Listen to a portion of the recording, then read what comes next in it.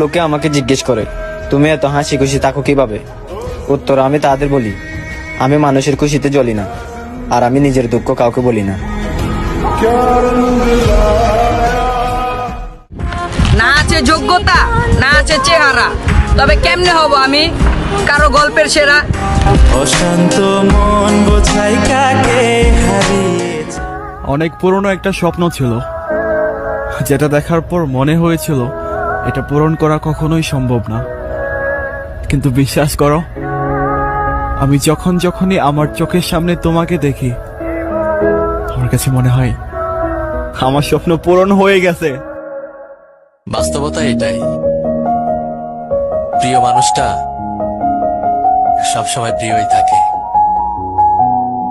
তার সাথে আপনার সম্পর্ক থাকুক বা না থাকুক।